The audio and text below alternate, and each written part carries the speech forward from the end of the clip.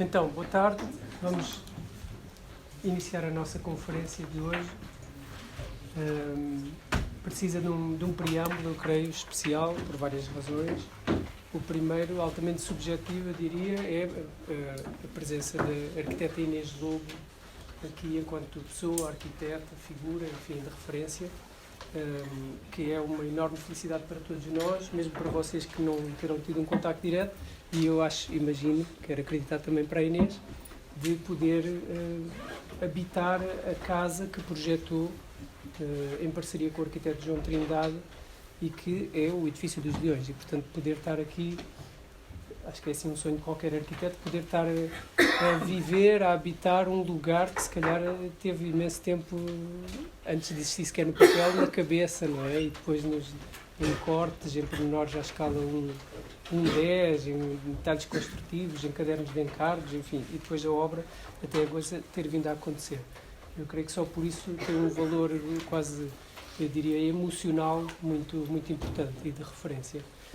A outra razão tem mais diretamente a ver com uma dimensão também inaugural, acaba por ser, no nosso plano de estudos, que é o contributo desta que é a primeira de um conjunto de duas conferências, para o nosso plano de estudos, para um momento de concretização de uma mudança que foi querida e que está a ser ensaiada pela primeira vez este ano, que se materializa na unidade curricular de seminário, em que vocês, alunos já finalistas, supostamente vão adquirir uma capacidade de ter uma relação mais emancipada e de abertura com o mundo, e que vos permitirá depois abordar as questões, em última instância, da construção de uma tese, daquilo que é um trabalho final que culmina no período longo de trabalho que foram aqui ensaiando em 5 anos, para depois ir em direção à prática profissional. Nesse sentido, esta conferência portanto, é uma conferência gêmea, por assim dizer, em que nesta primeira ocasião vamos ouvir, vamos bisbilhotar naquilo que é o ateliê, ver o trabalho da prática profissional de um ateliê, e na próxima conferência, portanto tem um nome muito elementar que se chama No Ateliê, ou O Ateliê, e a próxima conferência terá um nome que será a escola, ou o ensino, poderia ser o ensinar. E nesse outro momento iremos então focar as questões que têm mais a ver com a prática do pensamento e do fazer do ensino, de como é que se ensina pessoas, quais são as experiências do ensino na construção e no apetrechamento de pessoas para virem a ser arquitetos, em última instância.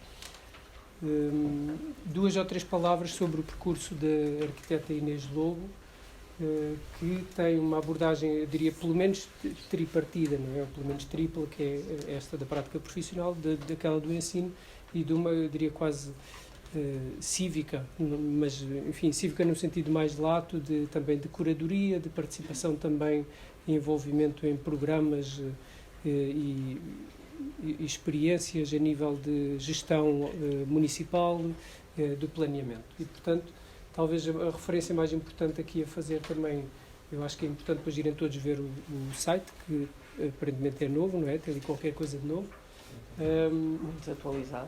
Desatualizado, mas está diferente, não está? Mas pronto, o site está sempre em eterna possibilidade. Em potência pode ser sempre atualizável. E talvez dizer então que há um importante trabalho feito em 2012 na representação portuguesa da Bienal de Veneza de Arquitetura, em que no ano em que o comissário convidado geral é o David Chipperfield, a arquiteta Inês Lobo foi a representante de Portugal e o nome era Common Ground e era Lisbon Ground. E a participação portuguesa Lisbon Ground. Programa. Que nós temos aqui um exemplar desse depoimento. É um trabalho muito interessante, vale a pena consultar, mas pronto, estamos a ver uma arquiteta com a sua produção, mas também, sobretudo, uma dimensão curatorial de organização e de convocação de contributos numa representação maior do palco da cena da arquitetura internacional. Em 2018 viria a integrar de novo a Bienal já como com um contributo específico, não é? Era no mesmo espaço em que estava uma peça do CISA, não era? Uma espécie de escultura. Quer dizer, integrei depois 2 vezes, um em 2016, quando foi a Bienal, cujas curadoras eram as Grafton. Não, desculpem, de 2016 o curador era o Aravena, Alejandro Aravena, e depois arquiteto chileno, e depois 18 as Grafton, com 2 projetos diferentes, que por acaso eu vou trazer hoje. Que é o Banco para 1000 pessoas. Que é o Branco para 1000 pessoas em 2018 e a Praça da Moraria em 2016. Pronto, vamos ver como é que se faz um banco para 1000 pessoas, enfim, se tem costas, se não tem. Em 2014 foi galardoada com o prémio Archivision, um prémio importante que reconhece o mérito e o valor de mulheres nas diferentes áreas distintas, desde a gestão, de economia, também da arquitetura. Em 2017 recebe o prémio AICA e digamos que estas são as referências maiores de um conjunto de outras referências também muito importantes. No que diz respeito à produção arquitetónica, enfim, obviamente parece-me que o sítio onde estamos é uma referência por todas as razões do mundo. Também o corpo de anfiteatro da Universidade dos Açores em São Miguel, feito em parceria com o arquiteto Pedro Domingos, e a escola, já em 2010, a escola da Figueira da Foz. Sim, 2010. A data do término. Depois, eventualmente, no próximo dia 28, então aprofundaremos, mas a arquiteta Inês Lobo, professora Inês Lobo, também ensinou na Faculdade de Arquitetura da Universidade de Lisboa, na Faculdade Autónoma e atualmente no ISCTE, tendo também ensinado em cursos internacionais como a Universidade de Pamplona e também na Escola da Cidade em São Paulo. Mais recentemente, que é como quem diz anteontem, praticamente, teve enquanto comissão técnica no 16º Encontro da Ordem dos Arquitetos, que decorreu em Ponta Delgada, e, portanto, acho que o trabalho que se vai mostrar aqui é um trabalho que fala de um percurso já longo, enfim, que alguns inicia com o arquiteto Carrilho da Graça e depois passa por parcerias com o arquiteto Pedro Domingos, com o João Trindade, com outros arquitetos e com o ateliê autónomo já desde 2012? 2000. E, portanto, é um trabalho que vem de trás, obviamente, mas que também é atualizado até o dia de hoje e até o dia 28. E esse é o aspecto mais estimulante do trabalho e do percurso de contributo da Inês Lobo. Muito obrigado por vires aqui. Detalhe não irrelevante, já a arquiteta Inês Lobo já ensinou aqui connosco. Alguns de vocês aqui foram ou seus alunos ou tiveram a ser objeto de julgamento, de crítica em júris convidados que fomos fazendo aqui ao longo do tempo. E um dia destes voltamos a estar nesse contexto, vamos ver. Obrigado, Inês, por teres vindo. Obrigado, João. Ora bem, boa tarde a todos. Em primeiro lugar, obrigado pelo convite. Claro que é, para mim, muito especial voltar aqui sempre a esta universidade, já que este projeto é um projeto extremamente importante no nosso percurso enquanto ateliê. Tenho imensa pena de muitas vezes o encontrar em mau estado de conservação, culpa com certeza do arquiteto, mas também culpa da precariedade em que as nossas instituições públicas vivem e, portanto, que não lhes permite muitas vezes fazer a manutenção dos edifícios como deveriam ser feitas, o que é pena. O que eu vou... portanto, agradeço ao João, em primeiro lugar, este convite, que é não para vir dar uma conferência, mas, acima de tudo, para vir dar 2 aulas, e 2 aulas que se encadeiam, como ele explicou, portanto, uma sobre aquilo que é a prática e outra sobre aquilo que é o ensino. Aquilo que gostava de começar por dizer é que, no meu caso, a prática e o ensino são coisas indissociáveis. Eu comecei a ensinar com 23 anos, mal acabei de sair do curso, numa universidade que o João não me ensinou, a Universidade de Lusíada. Portanto, fui convidada para ensinar logo, porque na altura havia muito poucos arquitetos e começaram a haver imensos estudantes de arquitetura. Portanto, foi ali uma fase de transição em que havia exclusivamente a Escola de Lisboa, a Escola do Porto e a Árvore, no Porto, uma escola privada, e de repente começaram a abrir um conjunto de universidades privadas e começou também a aparecer muitos jovens que queriam ser arquitetos. Daí que a minha vida profissional, que infelizmente já é longa, acompanhou uma mudança radical naquilo que é a prática do arquiteto. Eu continuo a dizer que eventualmente estamos novamente a assistir a uma mudança muito radical, e essa mudança, ou essas mudanças, ao longo destes 20 e tal anos de profissão, são aquilo que eventualmente tem condicionado tanto a minha prática como a minha posição perante o ensino. E porquê? Porque se eu comecei por ser arquiteta num momento em que havia imensa encomenda pública, muitos concursos públicos, poucos arquitetos, e portanto tive a possibilidade de fazer muitos concursos, ganhar muitos também, e a partir daí construir o meu escritório.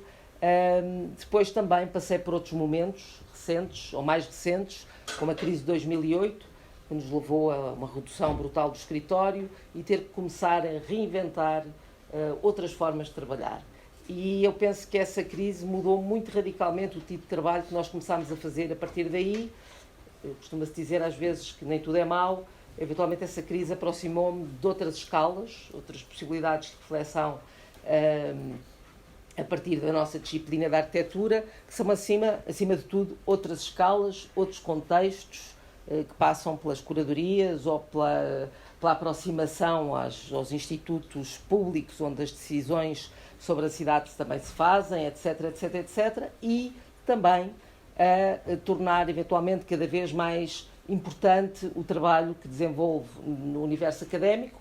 Portanto, eu não tenho um percurso académico convencional, já que nunca me doutorei, sou licenciada em arquitetura, serei menos do que vocês daqui a uns tempos, que serão todos mestres. Eu sou apenas licenciada em arquitetura e, portanto, a minha vida académica foi feita sempre com um estatuto que se chama especialista de alto mérito, que é uma coisa que eu gosto muito e que não me obriga a fazer doutoramento. Portanto, sou convidada, o vínculo que tenho às universidades é nenhum, vou sendo convidada, tenho uma certa liberdade, tenho o perigo de poder estar desempregada sempre no dia a seguir, mas tudo bem. De qualquer maneira, na universidade onde trabalho há mais tempo, neste momento, a Universidade Autónoma de Lisboa, acabei por encontrar neste espaço de ensino a possibilidade de, para além de dar aulas, fazer investigação, e é o que tenho feito, conjuntamente com os alunos e os docentes desta universidade, mais ou menos desde há talvez 10 anos, 12, 15 anos para cá. Portanto, essa investigação tem um objetivo também muito importante para mim, que é, eu penso que uma escola de arquitetura não é uma escola se não tiver capacidade de ensinar, investigar e editar. Portanto, este último tema é o da edição, portanto, o de espalhar o seu conhecimento pelo mundo. Para mim, a partir da altura, tornou-se extremamente importante. Portanto, o meu grande objetivo neste momento é que esta sequência se concretiza sempre em publicações que disponibilizamos para o mundo. É o que temos vindo a fazer e, portanto, será o tema da nossa próxima conversa quando vos falar sobre a prática do ensino, apesar de eu ir hoje cruzar algumas coisas. Esta questão da publicação também é interessante porque interessa-me bastante esta ideia de publicar, mas não o meu trabalho. Ou seja, nunca fiz um livro sobre a minha obra, coisa que a maior parte dos arquitetos, eventualmente da minha geração, já fizeram, por razões óbvias, porque também é interessante, e portanto estou neste momento a fazer. E esta conferência que vos trago aqui tem como base até uma forma que eu arranjei de explicar o trabalho. É a primeira vez que o vou fazer, portanto peço-vos desculpa se correr mal, vou ensaiar aqui convosco, e estou a fazer então um livro que vai ser editado por um ex-aluno meu, portanto só assim é que eu conseguiria alguma vez fazer. É um aluno, o arquiteto João Carmo Simões, que tem uma editora, e que me disse, vamos lá fazer um livro. Eu disse, está bem, se vocês fizerem, eu aceito. Eu fazer, acho que não consigo. Portanto, eu tenho andado com eles, tem sido demorado, lento, mas vamos tentar que o livro saia o mais rapidamente possível. Portanto, quando decidimos fazer este livro, resolvi dividi-los por capítulos que têm a ver com o nosso trabalho. Não estão aqui todos, estão com alguns, que é para ficarem alguns de surpresa, e organizei os trabalhos a partir destes capítulos. Hoje trago-vos 4 palavras: cidade, tipologia, leve e geometria. São 4 dos temas que vão estar presentes no livro. Aquilo que é interessante é que no final, quando organizámos os projetos de acordo com estes princípios, palavras, temas que estão relacionados com a nossa disciplina, cheguei ao fim e disse agora podia trocar os projetos todos de sítio, também não se passava nada. Portanto, mais uma vez, aquilo que vocês vão ver vale para este projeto e também o podíamos deslocar para qualquer um dos capítulos. E, portanto, começo com o tema da cidade. E isto é o texto que inicia o capítulo e diz assim: a cidade também se desenha a partir das pequenas unidades que são o espaço do habitante. A intervenção num único ponto pode bastar para propor novos equilíbrios entre os sistemas urbanos, do espaço público às infraestruturas e reinventar a nossa relação com a cidade. É um pouco aí que estamos, na impossibilidade de resolver o todo. Temos que atribuir máxima força ao poder da parte do fragmento. E, portanto, aqui são apresentados uns conjuntos de projetos que têm a ver exatamente com esta ideia de construir público na cidade, mas que são intervenções muito pequenas.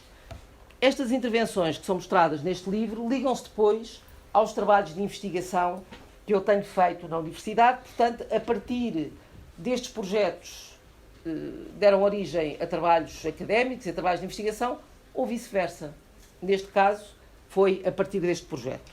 Começo por vos mostrar exatamente este projeto que esteve presente na Bienal de Arquitetura de 2016, quando o arquiteto Alejandro Aravena foi comissário, e o tema que propôs, portanto, o título dessa Bienal era Reporting from the Front, e a pergunta que ele fazia era: qual é a vossa batalha?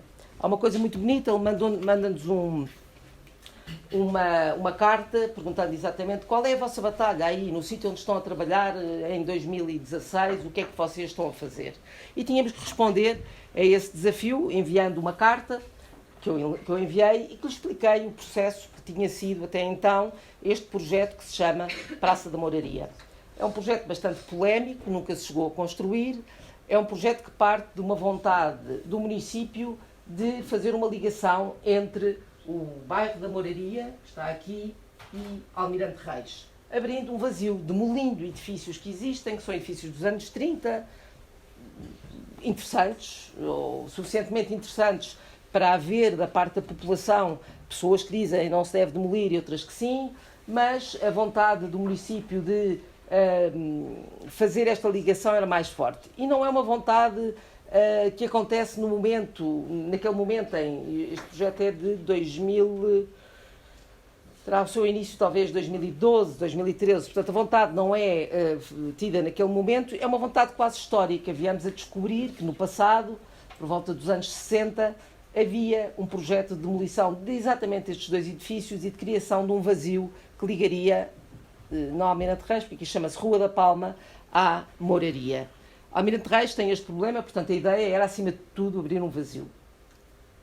Este vazio, porque os edifícios não existem sem programa, pelo menos no momento, podem existir, acima de tudo o que se cria aqui era um espaço público de múltiplas funções, veio-se a decidir mais tarde que se deveria instalar aqui uma mesquita e uma sala de exposições para o arquivo de fotografia que está exatamente aqui ao lado, nos edifícios do lado, para além da construção deste vazio que liga os dois lados.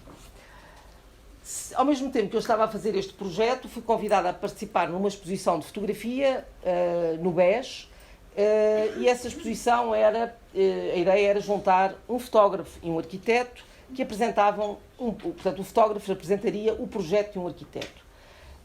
Juntaram-me ao fotógrafo Paulo Catrica e os dois juntos resolvemos que não íamos falar sobre um projeto construído, íamos falar sobre um território sobre o qual eu estava a trabalhar naquele momento, que era Almirante Reis e que era este projeto específico da Praça da Moraria. E aqui começa, eventualmente, a aventura depois de se ir mais longe e de começar, e deste projeto se transformar num grande projeto de investigação sobre Almirante Reis. O que é que... há uma coisa que eu acho que é extremamente importante, que é o trabalho que o Paulo Catrica acaba por fazer, determinou tudo aquilo que eu vou-vos explicar na próxima aula, que é a forma como nós passamos a olhar para este território. O Paulo propôs fotografar a cidade de duas maneiras: fotografá-la a partir das cotas altas, que são estas fotografias que vêm aqui. Portanto, estamos sobre a linha de festo, o olhar sempre para o território de Almirante Reis, que se vai percebendo mais ou menos. Temos o Martim Muniz, que é muito claro, e depois há uma linha que se traça, já agora voltando atrás, aqui se percebe esta linha que se traça no meio do edificado, que nos permite reconhecer que é Almirante Reis, e depois as outras fotografias, ele mergulhou e entrou no universo multicultural daquela zona da cidade e, portanto, fotografou as lojas de Almirante Reis. E são muito bonitas estes conjuntos de fotografias, onde de repente a cidade se enche de mundos que não são o nosso, são vindos de longe e que alguém tem a generosidade de partilhar connosco. E este é o espaço que ele também fotografa da mesquita que existe ainda até hoje, próxima então da Rua da Palma. Portanto, mesquita é essa que seria então, passaria a usar o espaço que nós estávamos a projetar. E, portanto, aqui muito rapidamente temos o projeto. A ideia do projeto era, acima de tudo, a criação deste espaço vazio, deste espaço de silêncio na cidade, portanto, no meio do edificado, e, portanto, aquilo que nós propomos é uma espécie de grande fachada silenciosa, e o que é importante é o espaço que se abre por baixo. Temos de um lado e de outro programa, de um lado a sala de oração da mesquita, do outro lado a zona de apoio social e, por cima da praça, o tal espaço expositivo que ligava diretamente por aqui ao arquivo de fotografia. As plantas, portanto, esta é a planta da Cota Baixa, porque há uma diferença ainda considerável entre a Rua da Palma e a Rua do Bem Formoso, portanto, onde se faz o acesso aos pátios que dão acesso ao programa da mesquita, e também depois à cota de cima, onde temos a sala de exposições e os vazios sobre os espaços da mesquita, e o espaço então vazio do pátio, que é no fundo o espaço central da mesquita, é sempre o pátio público. E aqui está o alçado, que é talvez a peça mais importante deste projeto, portanto, esta ideia de que a cidade é contínua e que chega ali, interrompe-se e há a criação deste vazio. Isto é aquilo que foi a representação em 2016 na Bienal. Portanto, ela era composta pelas fotografias do Paulo, quase como se elas desenhassem o alçado da rua, e no meio das fotografias havia esta maquete e esta mesa, que depois, onde estava pousado um livro que explicava então o projeto. Portanto, este trabalho, no fundo, acabou por ir sendo transportado. Começaram por ser as fotografias do BES, passaram para a Bienal de Veneza e depois passaram mais tarde para o livro. A maquete agora está no Museu de Etnografia, em Lisboa, também exposta ainda, acho eu. E, portanto, isto era um pouco a imagem final daquilo que nós queríamos que fosse este edifício, uma espécie de vazio no meio da cidade, que, apesar de ter este lado muito forte de desenhar, acima de tudo, um espaço público, também encontra maneiras de se relacionar delicadamente com os edifícios em que não toca, não é? Tanto de um lado como do outro. E esta questão, como eu vos disse, transporta-se para um universo académico, e eu aqui deixo uma primeira pergunta que vamos falar depois na próxima aula, e que tem a ver com num texto escrito em 2003, Jacques Herzog diz: já é hora de nos livrarmos dos manifestos e teorias, porque eles não são o cerne da questão. Não há teoria sobre a cidade, só existem cidades. E de seguida questiona como podemos defini-la e, consequentemente, transformá-la, já que não conseguimos entender a criação mais complexa e interessante da raça humana. Isto é a pergunta que eu vos deixo para vocês irem pensando de que maneira é que nós transformamos hoje a cidade, que instrumentos é que utilizamos, como é que operamos sobre ela. E deixo-vos uma planta que acabou por ser a planta final de um trabalho depois desenvolvido ao longo de 3 anos com os alunos da Universidade Autónoma, em que andámos a trabalhar sobre o território de Almirante Reis, produzimos um livro que se chama Atlas de Almirante Reis, e em que aqui está representado o projeto que dá origem a um conjunto de outros projetos que falaremos da próxima vez. Segundo tema, tipologia. A tipologia é o lugar da síntese, aquilo que permite que cada projeto seja o lugar do encontro entre aquilo que é comum e recorrente com a realidade concreta de uma pergunta de hoje. Na sua aparente imutabilidade, a tipologia inscreve cada obra num tempo longo, onde cabe o diálogo com a história, mas também a procura de um lugar no futuro, com todos os seus imponderáveis. Interessa-me, acima de tudo, quando penso em habitar, interessa-me falar em tipologias. E quando falo em habitar, não é falar habitar privado. Para mim, habitar é habitar a cidade, habitar os espaços que são comuns a todos nós e é habitar também o nosso espaço privado. Tenho mais ou menos a certeza que todos os projetos no escritório partem desta ideia de encontrar uma tipologia clara para resolver os problemas e os projetos que temos em mãos. Neste caso, vou-vos mostrar dois projetos em paralelo, um na herdade da Lesíria e outro na herdade da Zorra, dois projetos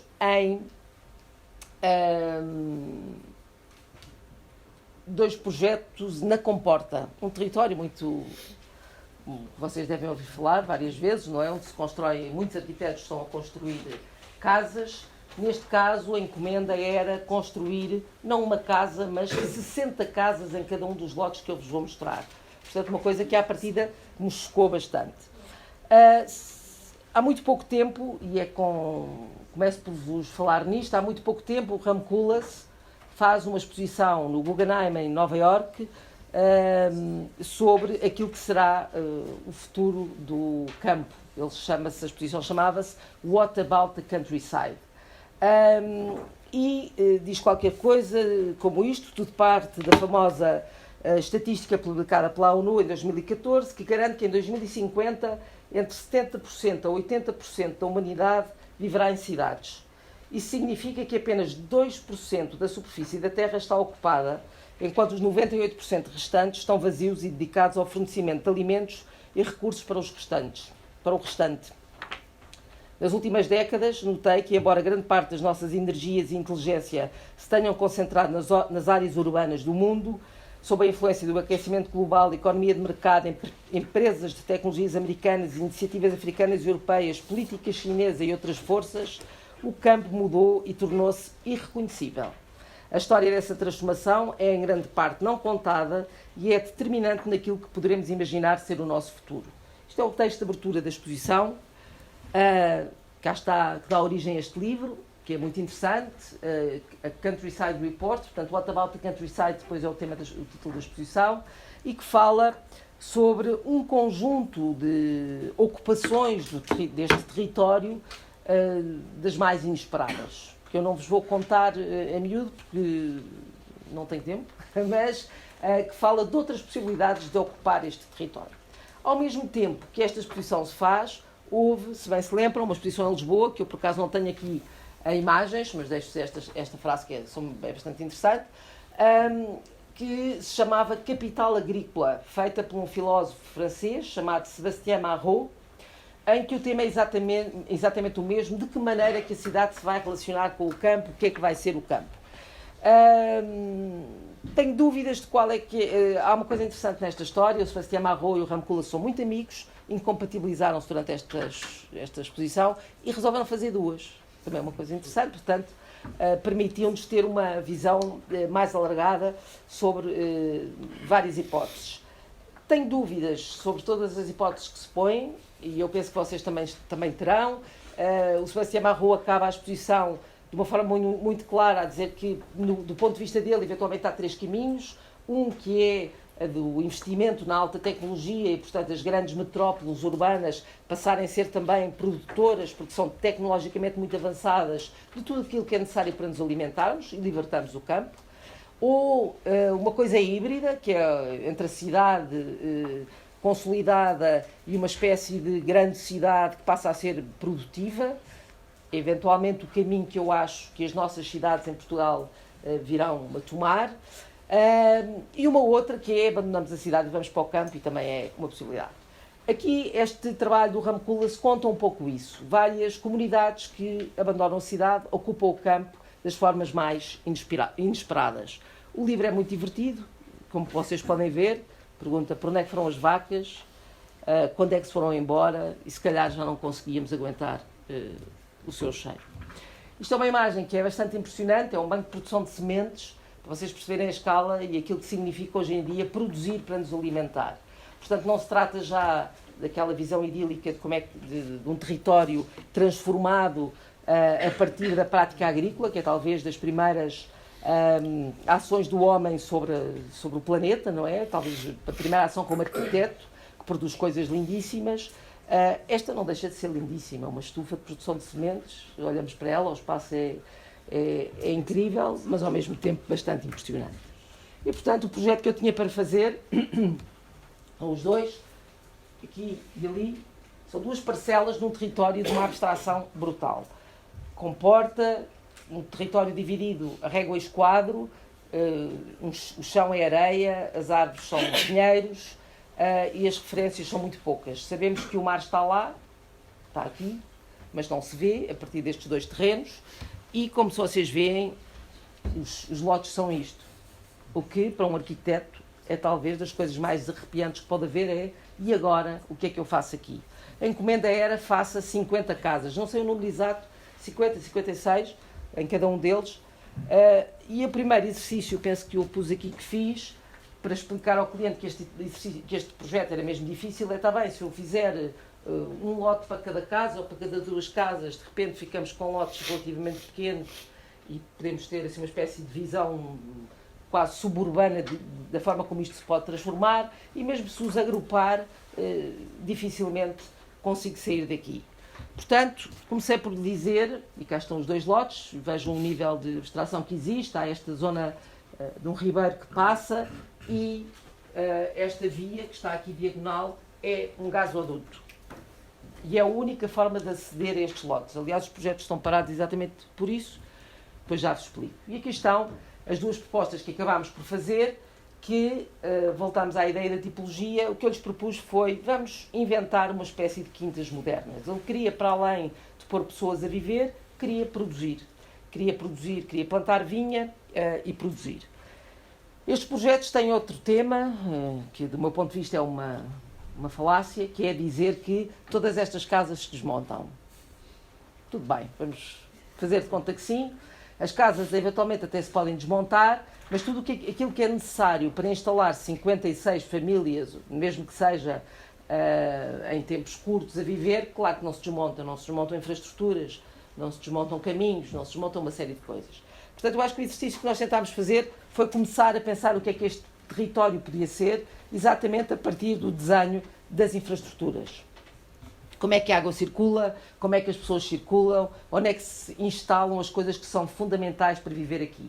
E é aquilo que vêem nestes esquemas aqui em baixo. Nós começámos a olhar para a topografia, e neste caso temos duas zonas mais altas e uma espécie de vale, e nós propusemos então entrar aqui neste ponto do vale, plantar a vinha neste sítio e desenhar um caminho que dá a volta a este pátio, que viemos a chamar uma espécie de hortos conclusos, à volta do qual se habita. Porque este hortos conclusos, este quadrado tem 100 por 100 metros, e eu tinha acabado de vir de Pompeia e de ter visitado a palestra de Pompeia, o ginásio de Pompeia, dos gladiadores, que tem exatamente 100 por 100 metros, e que se não viram, aconselho-vos a ir lá ir, porque é um espaço fabuloso. Portanto, tinha isto na cabeça, dos 100 por 100 metros, e a ideia de que a 100 metros eu já não vejo praticamente do lado de lá. Temos que imaginar que este espaço de pátio é plantado com vegetação local, portanto bastante densa, rasteira, mas quase arbustiva, e que eu, portanto, não vão ter esta relação de um lado para o outro do espaço. O segundo projeto, a topografia era diferente, são dois vales que estão aqui, portanto acabámos por decidir desenhar uma coisa que acaba por ser semelhante. Neste caso, o grande vazio é este que aqui está no meio, a vinha instala-se no vazio, e desenham-se duas peças que estão que se desenham sobre o vale. Este desenho aqui explica isto bastante bem. Portanto, tem aqui a topografia, a linha de sempre de cota, e os edifícios desenham-se ao longo dessa linha de cota. E por fim, que tipologias para estes dois lugares? No primeiro caso, portanto, são as casas do primeiro projeto que vos mostrei.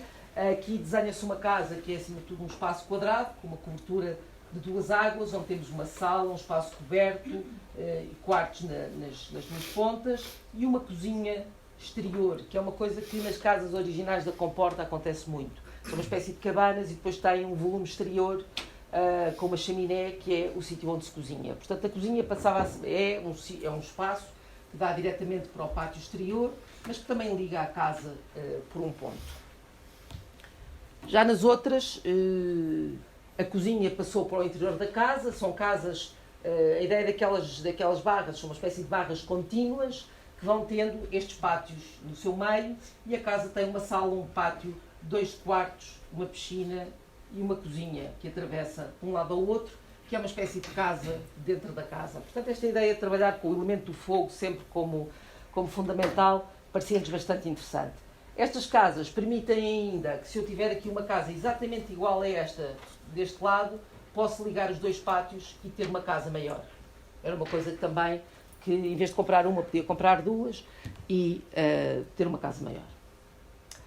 Muito bem, continuando no tema da tipologia, isto é um projeto, agora passámos outra vez do campo para a cidade, e isto é um projeto que me é muito querido, por uma razão muito particular, é feito com o arquiteto Paulo Mendes da Rocha, numa situação bastante interessante. Eu tinha começado a fazer o projeto, o meu cliente já o projeto tinha começado, ligou-me a perguntar se eu tinha uma coisa para me perguntar e se eu me importava de trabalhar com o arquiteto Paulo Mendes da Rocha. Eu disse, por amor de Deus, importar, isso era o sonho da vida de qualquer arquiteto, claro que sim, e assim se iniciou uma bonita aventura.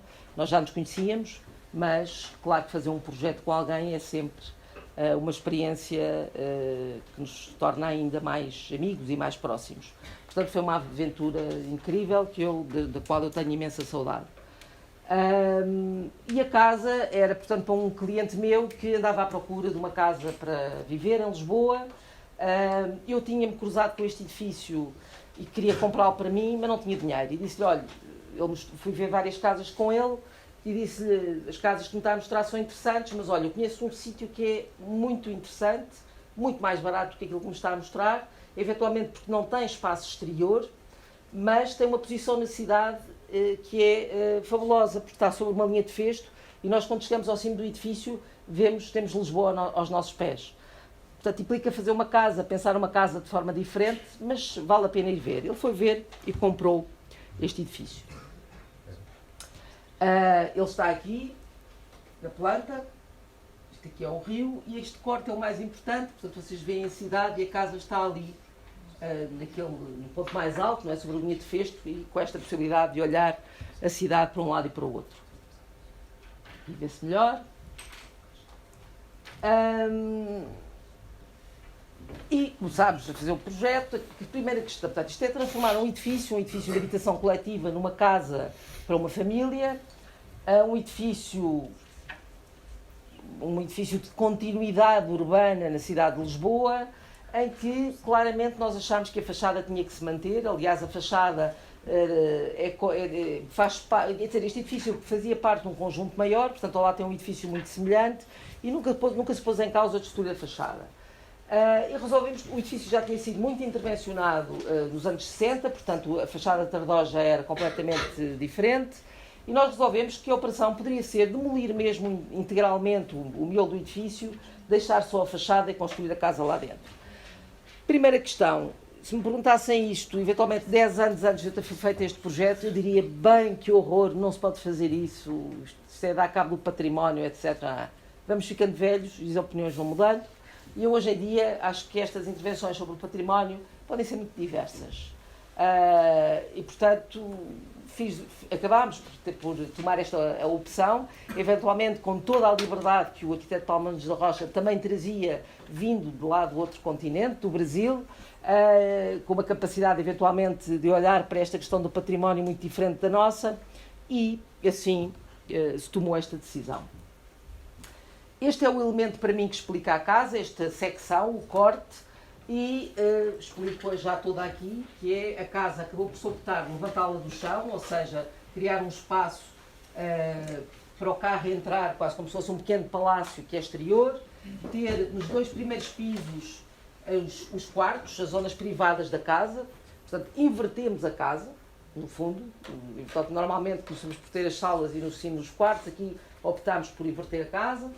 Depois o piso melhor da casa, que é este, onde se instalou a cozinha, uma sala de comer e uma piscina, uma varanda e uma piscina, e um último piso onde temos a sala.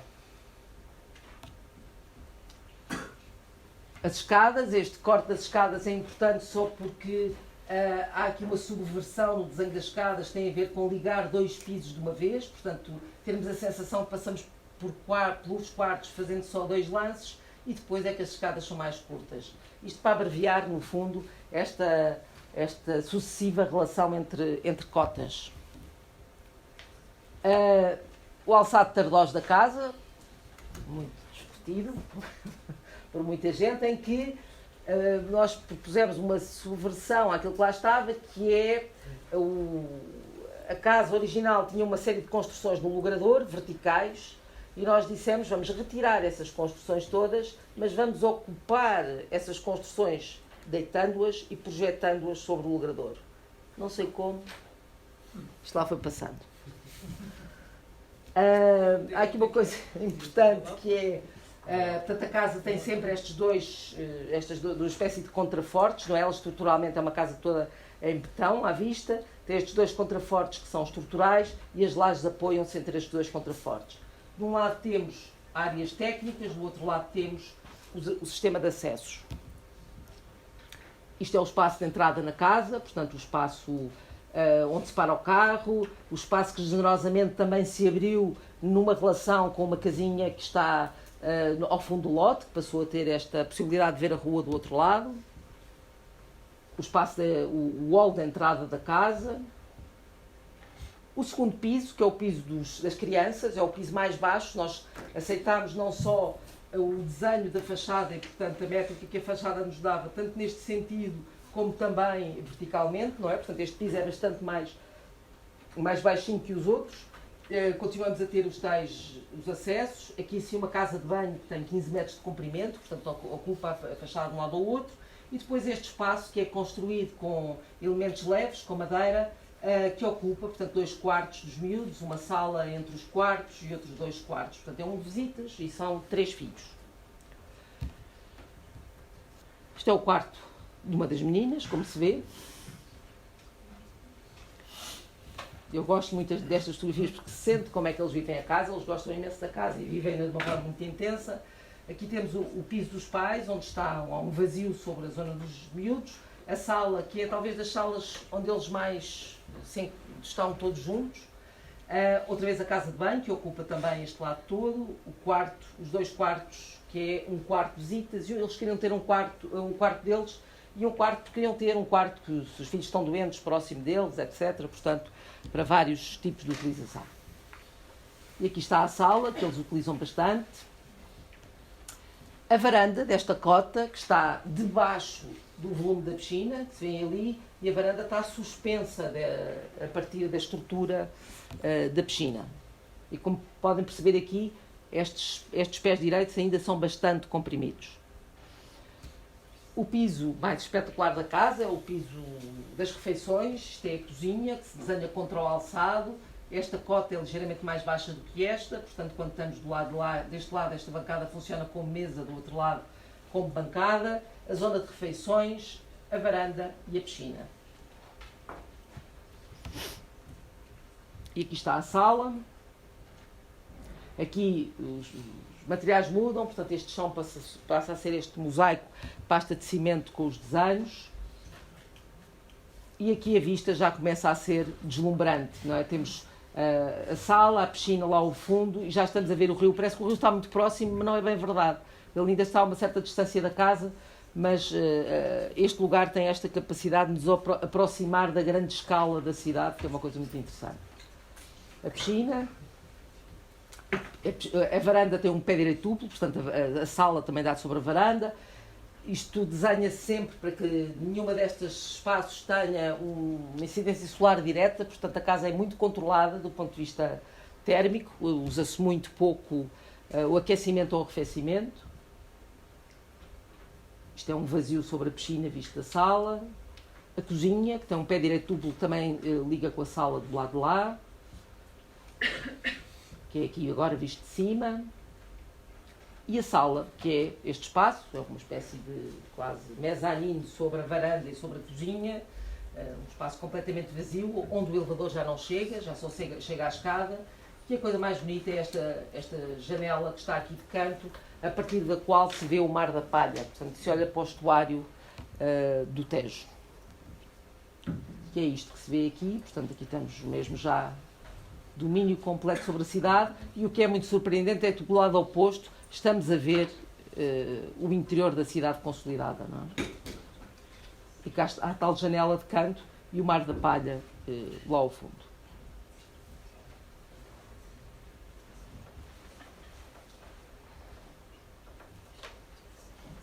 Isto é a casa a partir de fora, cá está a fachada importantíssima de se manter, do meu ponto de vista. Aqui está um outro edifício ao lado que é muito parecido com o que este existia, a ideia de abrir, em vez de fazer uma garagem, ter este pátio. A casa à noite, e quando eu apresentei este projeto no Brasil, na escola da cidade, eles chamaram à casa um SESC vertical, um SESC privado vertical. Eu não sei se vocês sabem o que é um SESC, é uma espécie de edifício público de muitas funções que eles diziam que aqui se tinha tornado privado. E pouco tempo depois fomos convidados a fazer esta exposição a propósito de duas casas do Paulo, a que tínhamos feito com ele, e a Casa Geraci, que é uma casa completamente pré-fabricada. Isto é uma exposição na Casa da Arquitetura, que voltámos a redesenhar a casa para apresentar na exposição, tanto a nossa como a Casa Geraci. Esta é a nossa ainda, como a Casa Geraci, que é esta. Há uma coisa interessante nas duas casas, elas têm exatamente a mesma dimensão em planta, apesar de serem completamente diferentes. Isto é uma das últimas casas que o Paulo Mendes da Rocha faz. Paulo era um homem da obra pública, faz esta casa para o engenheiro Geraci e diz: a única condição que eu tenho para fazer esta casa é que esta casa tem que ser pré-fabricada. Portanto, esta casa foi construída em muito pouco tempo e tem um sistema estrutural completamente pré-fabricado, foi transportado, montou-se, num mês a casa estava erguida. Cá está a forma como apresentámos a exposição. Tinha 2 vídeos em que se entrevistavam os donos das casas, que é talvez para mim o mais bonito da exposição, e depois 2 maquetes muito grandes e desenhos que explicam os projetos. E não podia deixar de trazer o Paulo para aqui e de com esta frase, que é muito bonita, que diz: essencialmente não existe espaço privado, o que varia é o grau de privacidade. Podemos dizer que um ser humano que está aparentemente sozinho, sentado às 3 da manhã, num pequeno quarto, uma cela, com uma única vela, a escrever um poema com uma pena, é um ser público, pois o seu poema pode ser lido durante séculos após isso. Para se afirmar que uma arquitetura em particular é pública ou privada, isto ou aquilo, é necessária uma dissecação metódica. E terceira palavra, leve. Porque leve? Chegamos, a transição é feita, falei-vos desta vontade, o Paulo dizer que não faço mais casas só se ela for pré-fabricada. Uma das coisas que ele dizia que lhe fazia imensa confusão era a falta de qualidade das pessoas que trabalhavam na construção. Esta ideia do leve, que eu começo por descrever aqui dizendo: na construção leve significa menos matéria, menos recursos, menos desperdício, menos tempo, menos espaço e menos dispêndio de energia. Mas não pode levar a soluções menos flexíveis e menos capazes de se adaptar a cada problema. O princípio da série e das soluções tipificadas é apenas mais um dos caminhos que garante que a arquitetura é sempre uma resposta específica a um problema concreto.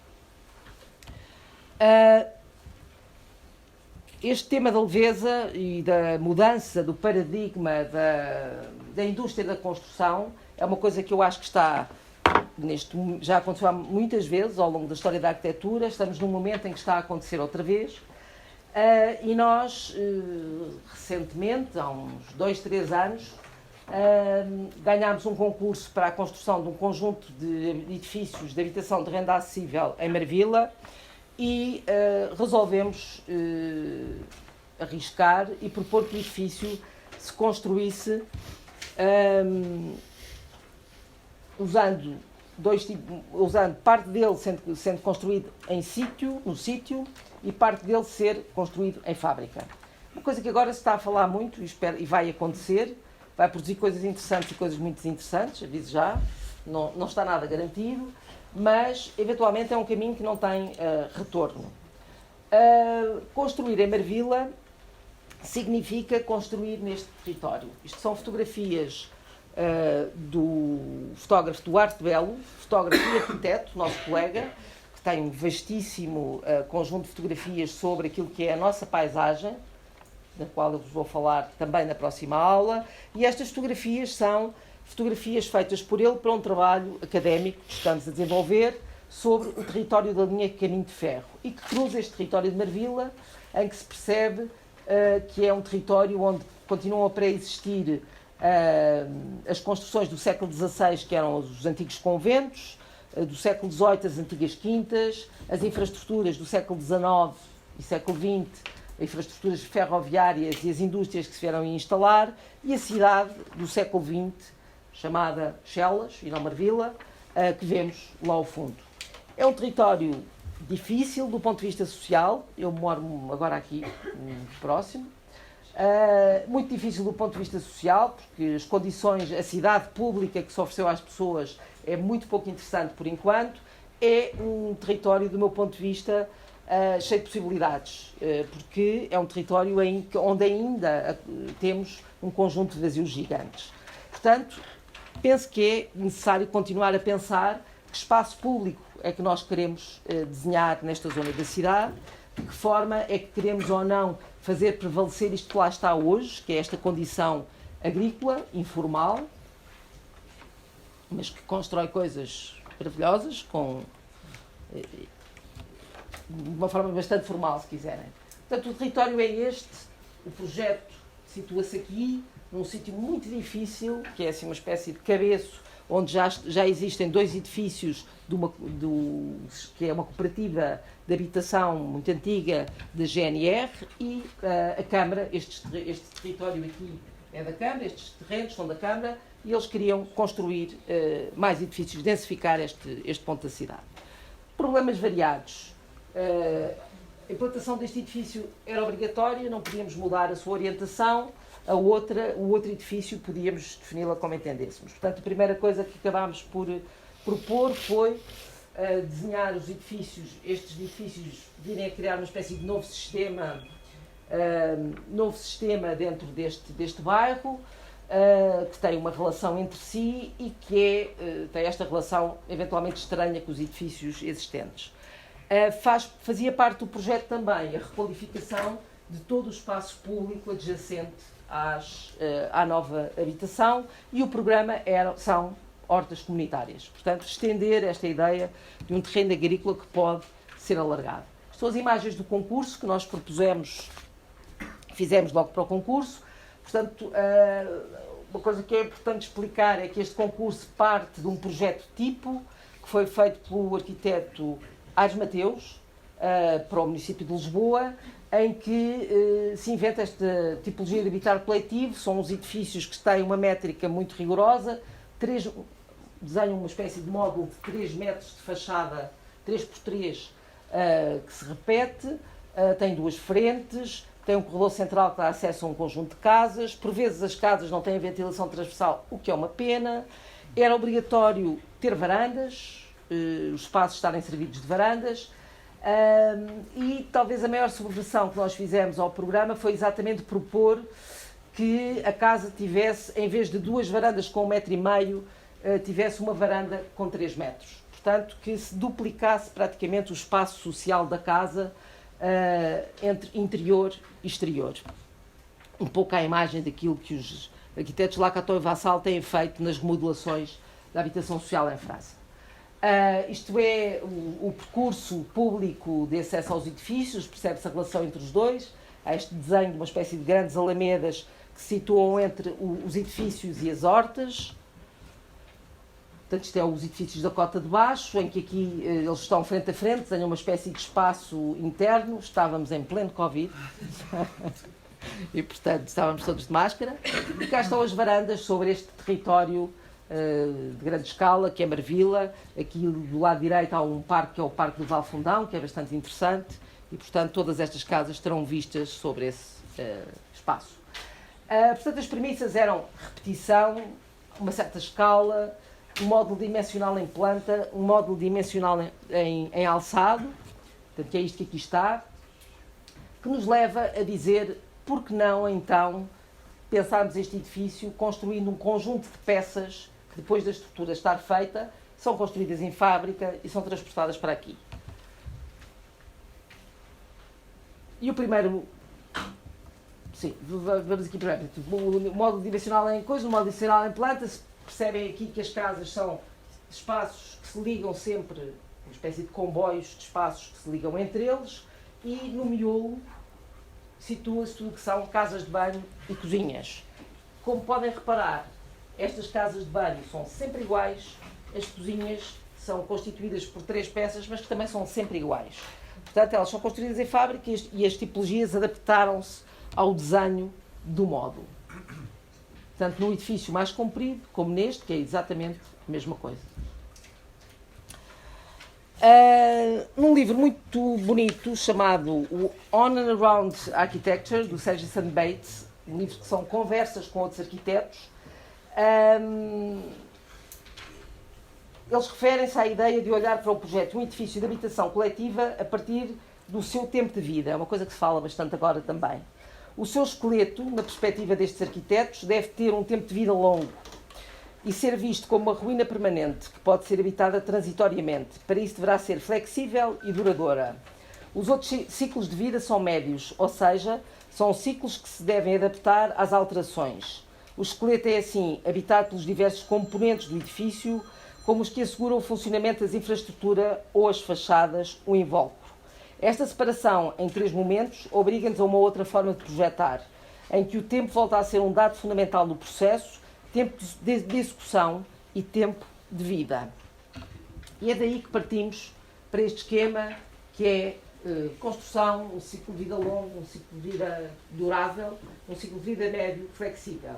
E temos, na construção in situ, construímos a estrutura, as infraestruturas gerais, os paramentos verticais de compartimentação entre fogos e os pavimentos. E no ciclo de vida médio, flexível, construímos os módulos de fachada, os módulos de casa de banho, os módulos de cozinha e as paredes interiores divisórias.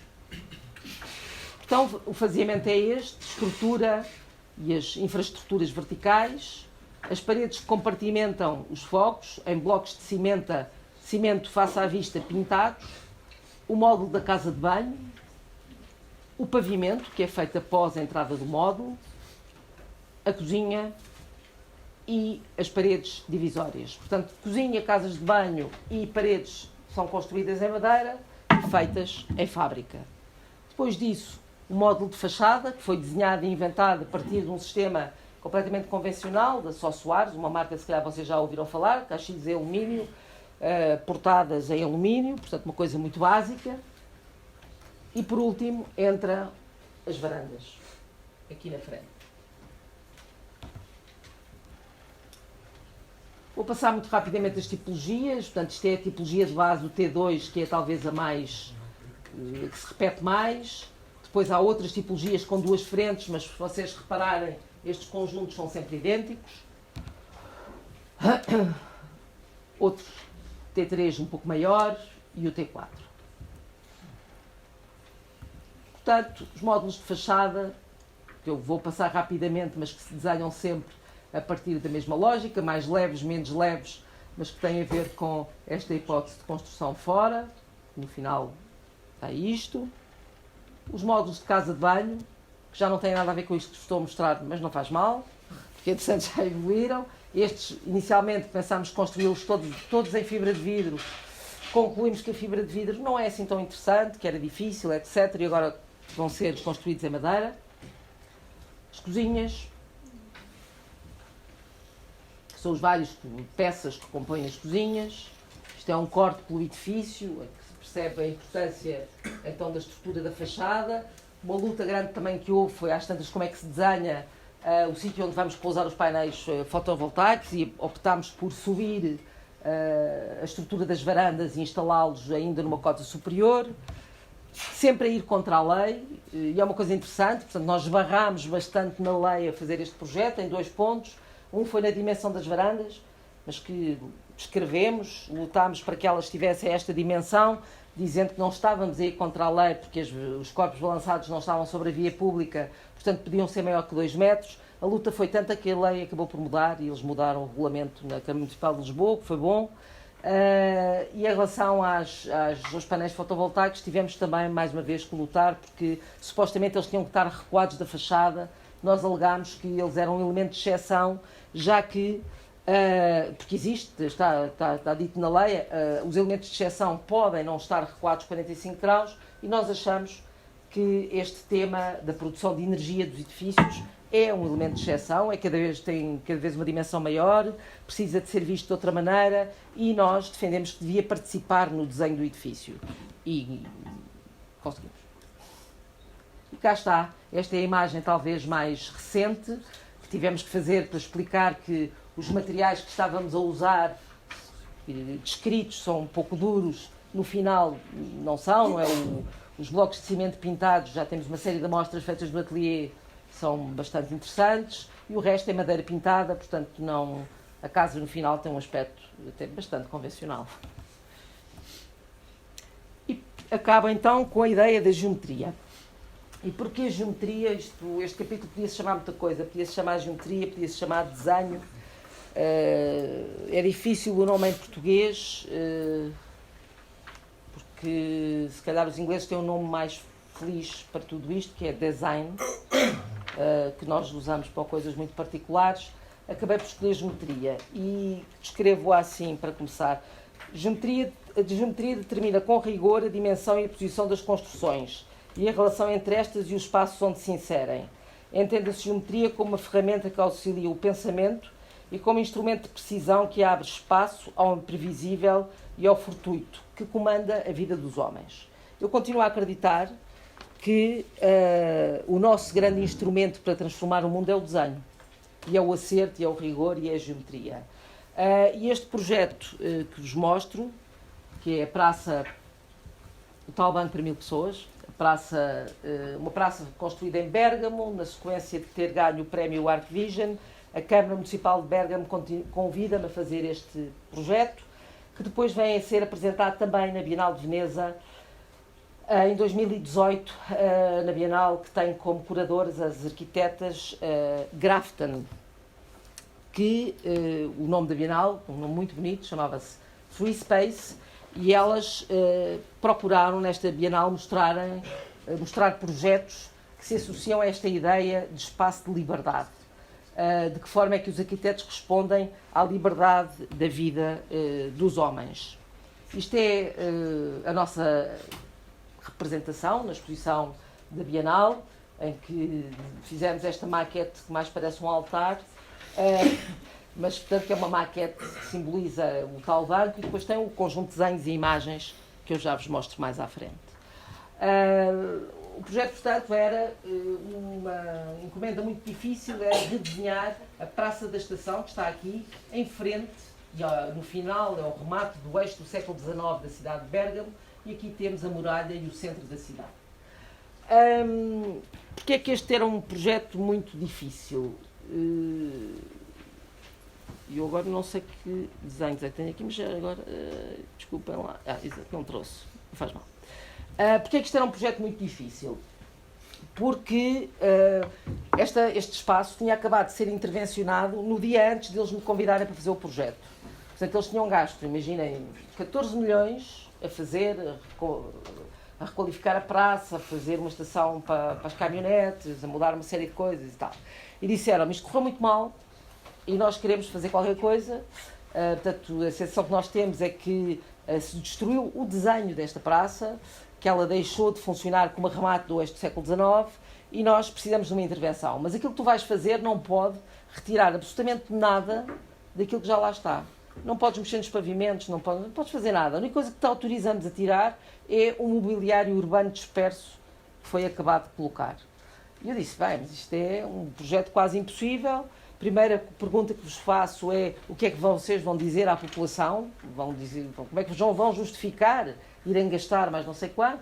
Eles dizem, bem, temos aqui uma hipótese que é, vai haver a Trienal de Milão, nós somos uma das cidades que estamos integradas na exposição, portanto, vamos fazer isto, vamos fazer de conta mais uma vez que isto é um sistema reversível, por acaso até é, e vamos dizer que é um aparato expositivo para a Trienal. Isto é um dos sítios onde as pessoas vão apanhar o comboio para chegar a Milão, portanto temos essa desculpa. E assim foi. Como veem, a forma que a praça tinha quando eu lá cheguei é esta forma relativamente informe, e aquilo que me pareceu que era mais ou menos evidente era que voltar a desenhar o remate do eixo do século XIX tinha que ser introduzir novamente, com muita clareza, uma geometria que seja perceptível e entendível por todos. Portanto, voltámos à ideia da rotunda, que era a praça na sua origem, uma espécie de grande círculo que se sobrepõe à geometria estranha que lá está. Esse círculo, havia outra queixa das pessoas, que era a ideia de que a vegetação tinha sido retirada. Portanto, aquilo que nós pensámos, muito bem, então vamos desenhar esta peça, e esta peça tem, no seu limites, é um banco, que é isto que aqui está, este desenho é preto, e no seu interior é um canteiro gigante que alarga, que amplia as áreas verdes que já existem naquele sítio, desenhando este vazio interior. Este canteiro encheu-se naquela altura de todas as espécies utilizadas na culinária italiana, portanto o cheiro era maravilhoso. Depois tem vindo a ser alterado ao longo dos tempos pelo município com diferentes tipos de vegetação. O desenho da peça alberga a vegetação, as árvores de grande porte que já existiam na praça, portanto estes recortes que vocês veem na geometria inicial têm a ver com o incluir dentro do sistema a vegetação existente. Portanto, isto é um corte, praticamente não se fez nada, e aqui está o resultado final. Como vocês veem, o pavimento é o que existe, a fonte era a que já lá estava, a vegetação também lá estava, com exceção desta que aparece agora aqui, e cá temos um banco que desenha novamente, com bastante rigor, este espaço central. O rigor é não só planimétrico, como também altimétrico. Havia outra coisa muito feia no desenho do pavimento da praça existente, é que estavam muito mal resolvidas as pendentes para o escoamento das águas, e portanto nós quisemos que o banco fosse completamente nível, o que faz com que ele tenha diferenças no seu desenho à medida que o percorremos. Por vezes sentamos, por vezes ele é tão alto que passa a ser recortado, e esta peça passa a fazer de costas. Portanto, tem aqui situações diferentes que tiveram que ser ajustadas milimetricamente ao longo da peça. É isto que vem aqui, estão a ver? Aqui, esta cota que tivemos que rebaixar, passamos a sentar e a ter costas, à medida que o pavimento sobe e podemos sentar outra vez. Isto foi talvez a obra com mais sucesso que eu já fiz na vida, digo-vos já. No momento em que se tiraram os taipais, as pessoas apropriaram-se da peça e saíram notícias do jornal a dizer que tinha sido a melhor obra feita em Bergamo nos últimos anos. Portanto, teve uma adesão incrível, eles ficaram muito contentes. Isto não é nada de especial, é o que é. Eu gosto muito desta ação. A resposta a esta ação tem a ver exatamente com a pergunta que era feita pelas Graften na Bienal, e que diz assim: a arquitetura sempre se equilibrou entre a evidência e a surpresa, entre o preenchimento de necessidades materiais e não materiais, a perfeição ou mesmo a pureza de um desenho como algo intocável a ser visto mais do que utilizado. É algo que nunca nos atraiu. Sempre fomos mais impulsionados pela ideia de que um bom design, um bom desenho, é aquele que vai para além do breve, que cria possibilidades para além da necessidade ou desejo, que encarna um propósito, aquele que capacita o utilizador a explorar e descobrir coisas que ele e nós, arquitetos, não antecipamos. Por outras palavras, gostamos de pensar na arquitetura como fenómeno de prazer e não apenas de função. O espaço público é, por natureza, o cenário do teatro del mundo. Todo o mundo é um palco e todos os homens e mulheres meramente atores, como Shakespeare o sintetizou, o lugar onde as sociedades se exprimem e se apresentam. E vou-vos, para acabar, passar este filme, que era um filmezinho que estava na Bienal de Veneza, feito por um fotógrafo que costuma trabalhar connosco.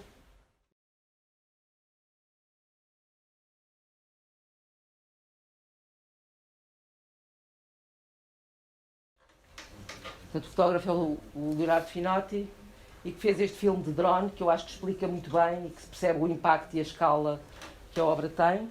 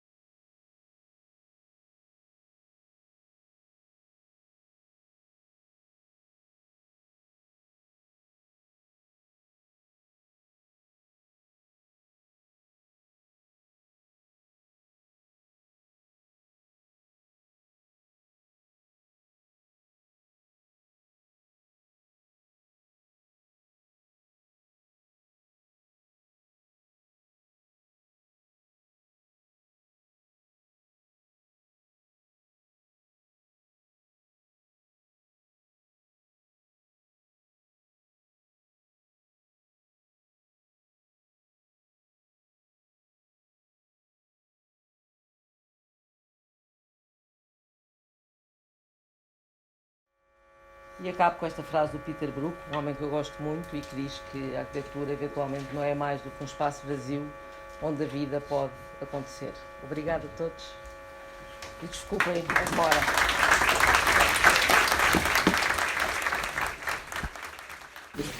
É só uma pergunta, pode ser não sei, a minha pergunta é mais direcionada para o projeto que nós habitamos todos os dias enquanto alunos. Força.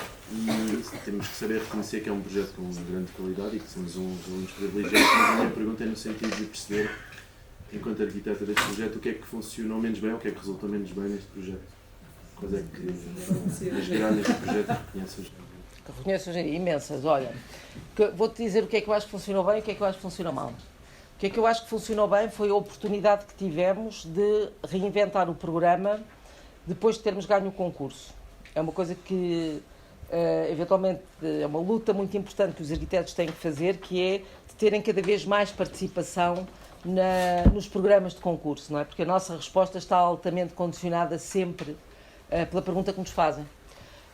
E neste caso, o programa propunha a instalação de uma escola de arquitetura com um conjunto de salas teóricas, ateliês de arquitetura, etc. E nós tínhamos um valor de obra muito, muito, muito apertado, que é esse depois o tema 2 dos problemas.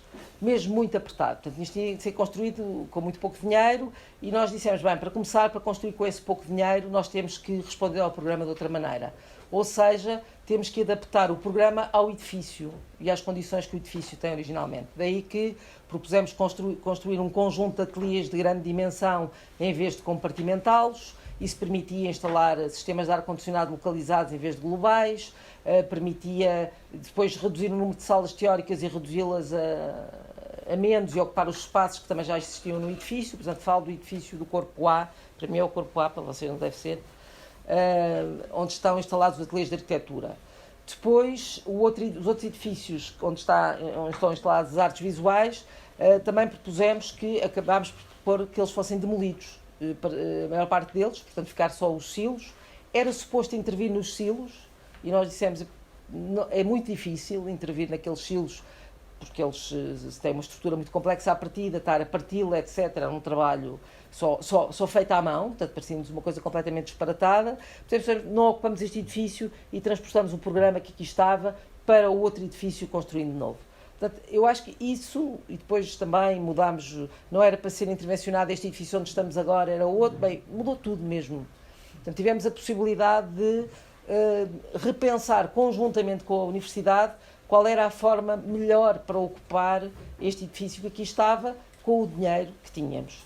Quais são os problemas? São construtivos, e construtivos têm a ver com a contenção de custos que havia, que portanto nos obrigaram, nos empurraram para soluções muito espartanas de construção, para um empreiteiro que acabou por ganhar com um valor muito baixo e, portanto, que também o condicionou na sua ação. Isto não há culpados na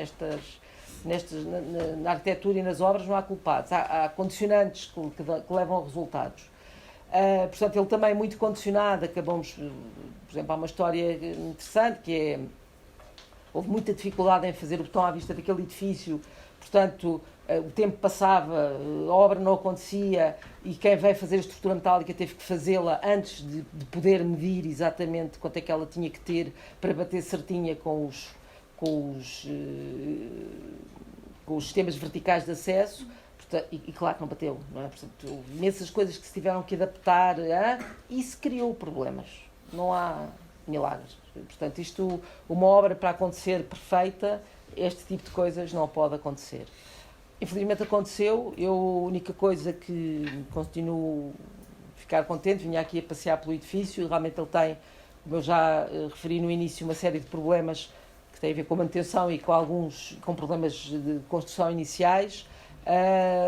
Não deixo de sorrir quando vejo aquele alpendre cheio de pessoas e que acho que é o espaço mais bonito que nós aqui fizemos, é aquele alpendre exterior que permite que se viva e que se habite aqui, que tem um pouco a ver com esta ação parecida com esta ação que fizemos do banco, não é? Criar um lugar onde as pessoas possam permanecer nestas condições adversas do Alentejo, e ele está lá e resiste, esta biblioteca também, portanto há assim uma série de coisas que eu continuo a ficar muito contente com o que vejo. Acho que do ponto de vista dos espaços é um edifício que eu continuo a gostar imenso.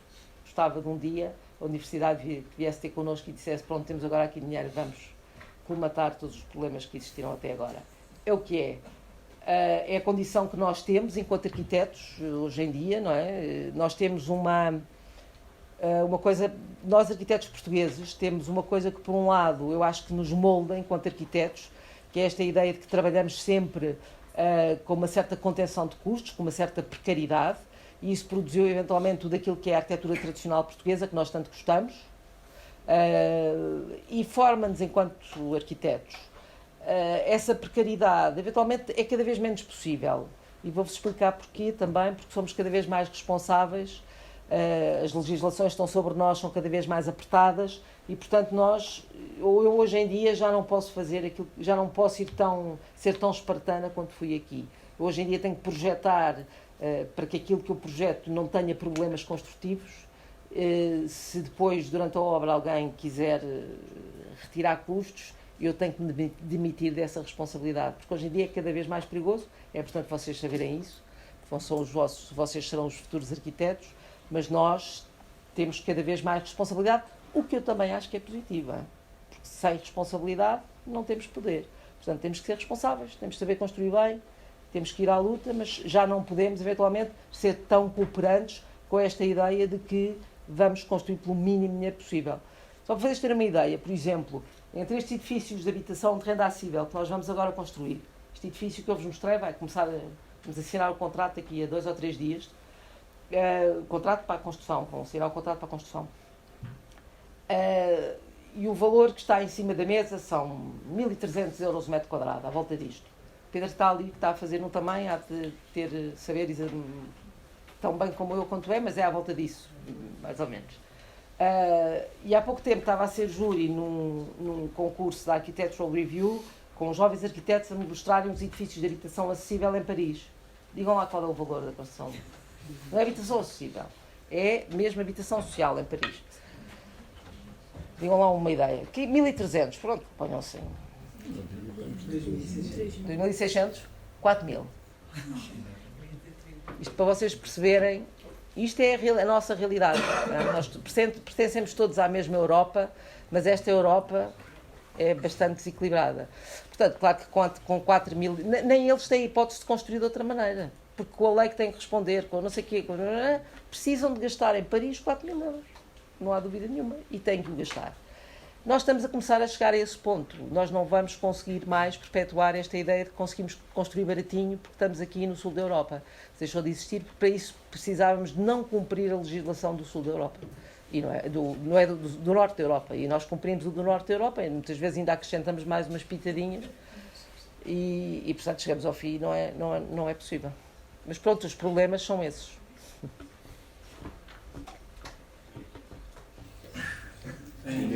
Em duas reportagens que vi suas, duas entrevistas, uma à Fundação Carlos Gulbenkian e outra sobre um programa na RTP2, a arquiteta fala em dois temas que traz aqui, tipologia e cidade. Portanto, são problemas que a perseguem, já percebi, ou questões que a perseguem ao longo do processo. E acha que neste último trabalho, último trabalho de Chelas, consegue responder de alguma forma com este desenho da tipologia e com o desenho da cidade, porque o desenho da cidade consegue responder às perguntas que se têm levantando? É uma ótima pergunta. Gostava de responder melhor. E não consigo responder melhor porque as premissas não são aquelas que eu achava que deveriam ser. Apesar de este projeto, estes projetos de renda acessível que estão a fazer em Marvila estavam dentro de um plano mais alargado de requalificação de Chelas, desta zona da cidade, com duas premissas, que é a invenção de um modelo, de um novo desenho de espaço público que tenha como base os sistemas naturais, portanto a possibilidade de criar uma espécie de grande parque que é quase da mesma dimensão que Monsanto, só que construído, assim, grosso modo.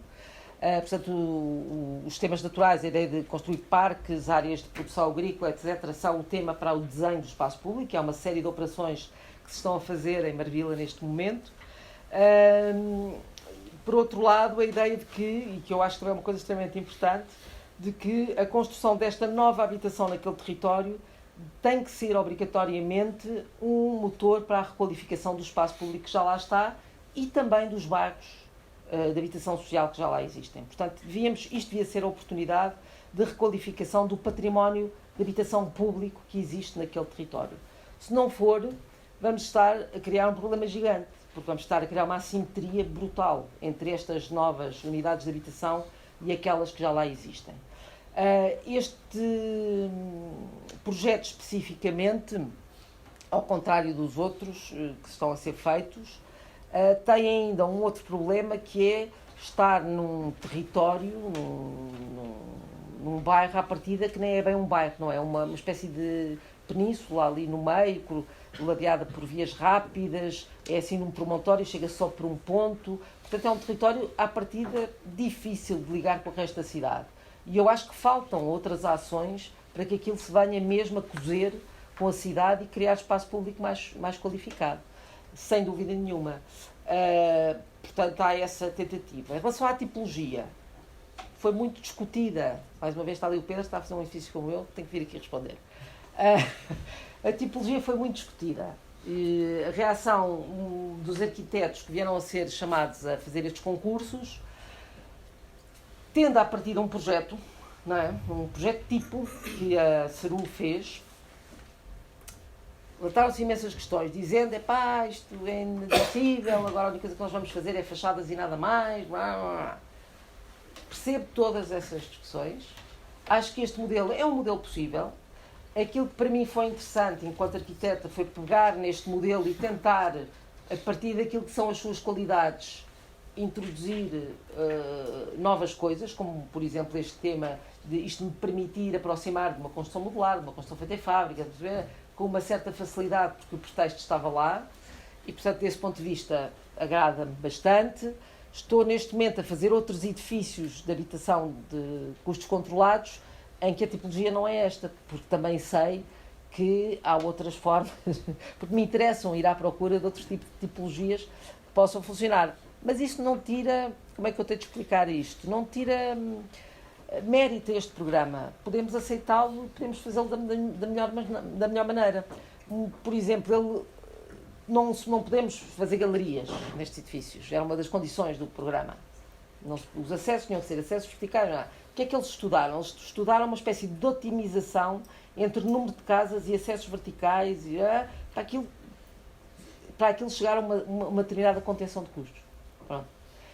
E desse ponto diz assim, está bem, mas há milhares de outras tipologias, devíamos pensar, não sei, com certeza. Portanto, eu acho que até me parece que estas casas têm este encanto de serem relativamente flexíveis, são muito simples, portanto, permitem uma grande variedade de tipos de vida no seu interior. De qualquer maneira, mais uma vez, acho que a forma como nós estamos condicionados pela legislação neste momento leva a que, isso podem ver nos concursos todos que têm sido feitos e que o conjunto de arquitetos têm ganho, não é? Destes concursos do IRU, por exemplo, que as tipologias são relativamente convencionais e que respondem eventualmente a uma vida que já não é a que vocês querem e que já não são as casas que vocês querem, etc. Para mudar isto, é preciso mudar a pergunta e é preciso mudar a legislação. Portanto, é um trabalho difícil, mas que temos que lutar por isso. Aproveitava, no início deste projeto, lança uma pergunta, ou duas ou três perguntas, em simultâneo, que foi a utilização da arquitetura ou da construção em fábrica e em obra. E depois diz que é um ponto de não retorno, porque é um ponto de não retorno, e vantagens e desvantagens desta fabricação. Por exemplo, estava mais desconfortável do que confortável com este ponto de não retorno. Estava mais confortável? Desconfortável. Desconfortável. Não estou desconfortável. Acho é que não é o caminho único. Acho que há uma coisa importante, que é, estamos todos a interrogarmos sobre o que é a indústria da construção. E bem, há uma coisa que vocês eventualmente também sabem, que é, há cada vez menos mão de obra para trabalhar na construção, e também bem, mas quem é que quer ir montar tijolos e fazer rebocos para a obra? Alguém? Aqui nesta sala? Eventualmente não. Porque as condições de trabalho são duras, são muito difíceis. Eu estou a fazer uma obra agora em Coimbra, que é um projeto de 2012, em que tem uma estrutura que está muito complexa, etc. E eu olho para aquilo e digo assim, bem, isto é completamente desumano, parece uma obra do século passado. Mas é o que é, e não vai deixar de existir. Então é um material incrível, portanto, não se pode fazer tábua rasa assim, agora acabou. Que vamos passar a construir mais em fábrica? Felizmente vamos. Acho que isso deve ser um motivo para elevar a qualidade da construção, em primeiro lugar, acho que é importantíssimo que assim seja, porque as pessoas que estão a construir têm melhores condições de trabalho, não é? Como se estivessem a fazer um móvel, não é? Construir aquela casa que vem da fábrica é mais ou menos como se estivesse a fazer um móvel.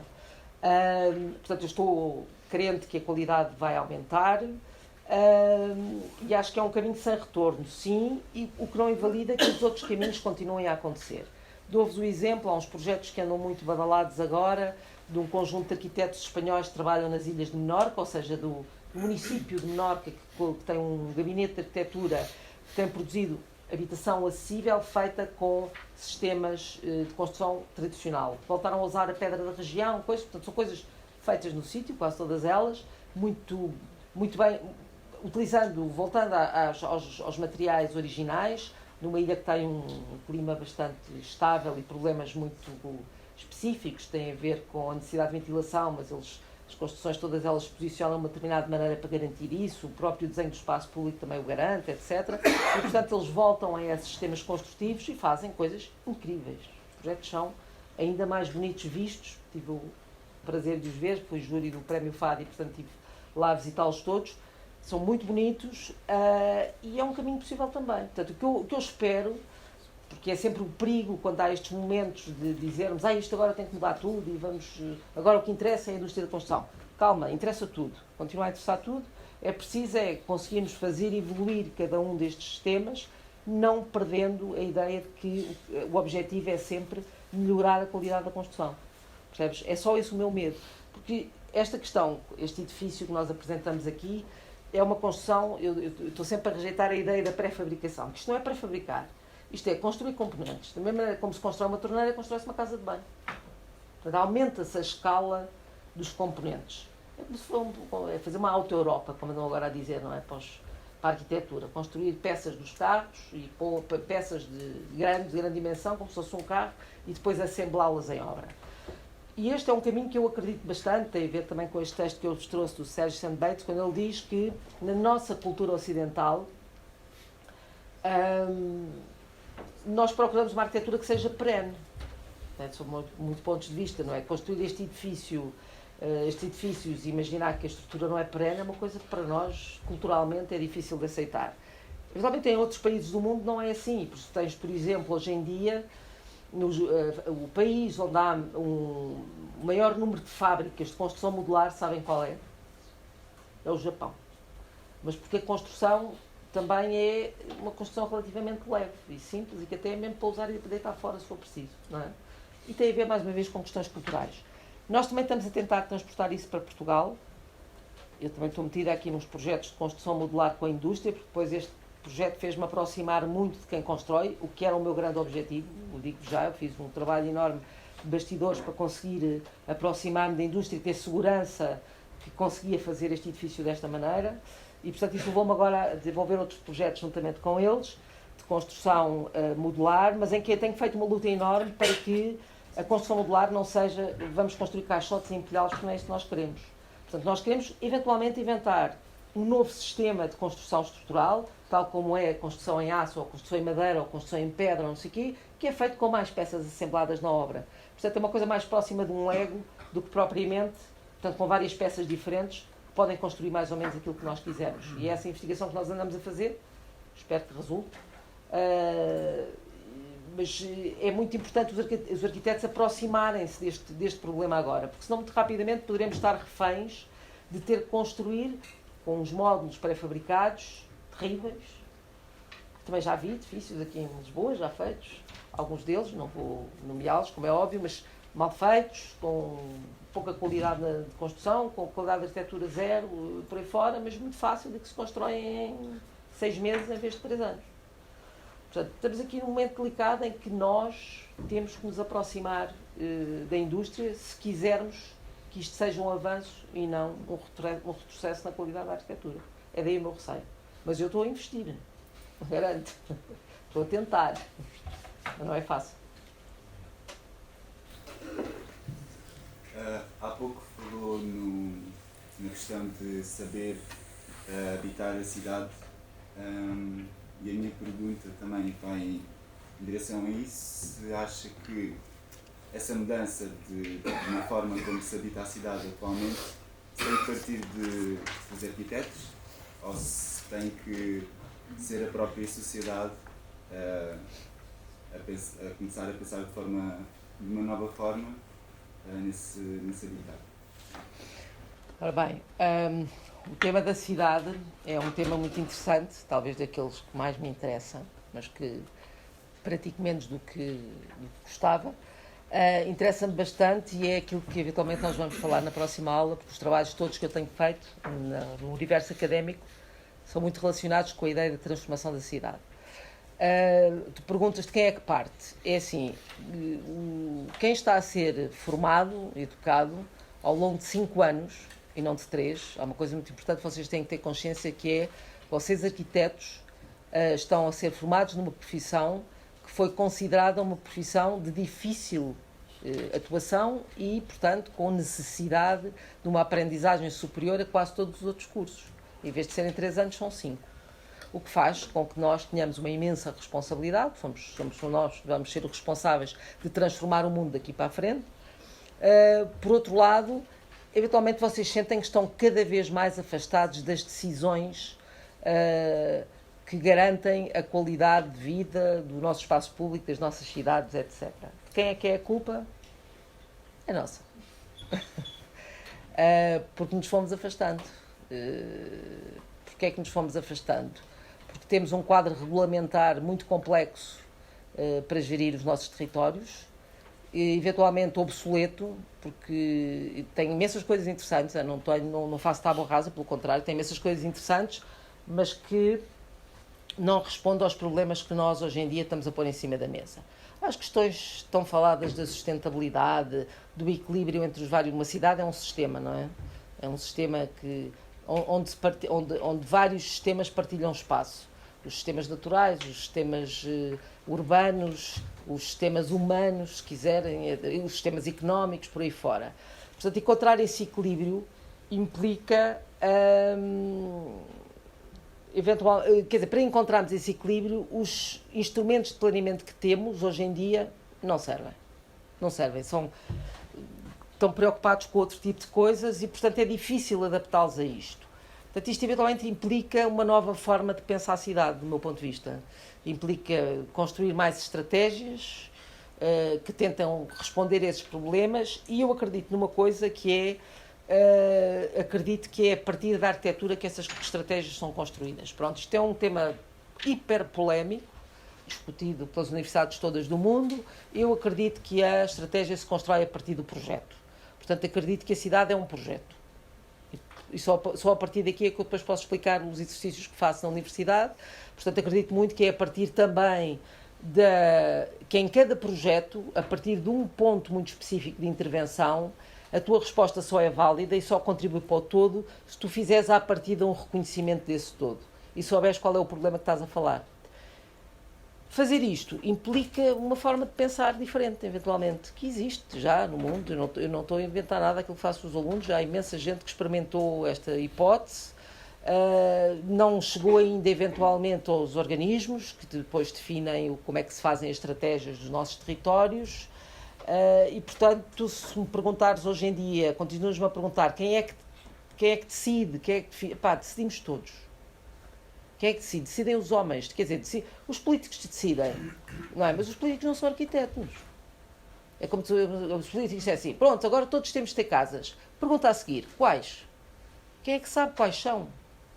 Somos nós. Se nós não afirmarmos quais são, fazem-se umas quaisquer.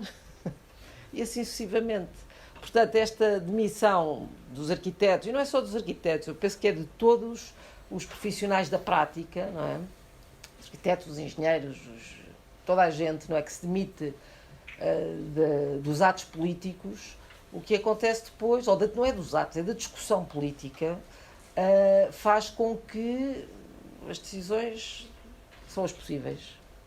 O que é pena. Portanto, eu acho que nós temos que passar a ter opinião sobre. E, por enquanto ainda me sinto muito isolada nesse caminho, mas continuo a lutar por isso. E acho que é mesmo importante, porque isso criará condições, eventualmente no futuro, para vocês trabalharem melhor. E estamos nesse ponto.